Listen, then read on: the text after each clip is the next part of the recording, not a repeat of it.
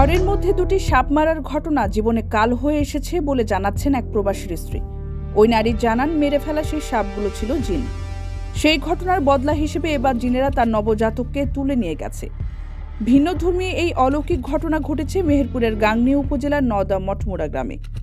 বাচ্চা প্রসব করিয়ে বাচ্চা নিয়ে গেছে জিন, এমনই অভিযোগ করেছে আজমিরা খাতুন নামের ওই নারী। তার স্বামী একজন সৌদি প্রবাসী। তার দাবি, সিজারের জন্য হাসপাতালে যাওয়ার যখন প্রস্তুতি নিচ্ছিলেন, ঠিক সেই মুহূর্তে 5 জন জিন তার রুমে এসে বাচ্চা প্রসব করিয়ে নবজাতককে নিয়ে চলে গেছে। এ সময় বাচ্চার সাথে সাথে রাজশাহী মেডিকেল হাসপাতালের রিপোর্টগুলিও নিয়ে যায় জিনে। ঘরের দেওয়ালে 2 হাতের রক্ত মাখা ছাপ, হাত ও পায়ে জিনের নখের আঁচড়ানো দাগ রয়েছে আজমিরা খাতুনের শরীরে। নবজাতক বাচ্চা হারিয়ে দিশেহারা তিনি। ওই নারী বলেন, ঘরের মধ্যে 2টি সাপ মারা তার জীবনে কাল হয়ে দাঁড়িয়েছে।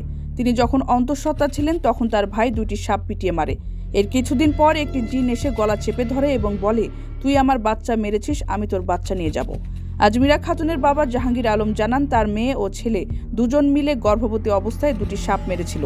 সে কারণে জিনেরা নবজাতককে নিয়ে গেছে।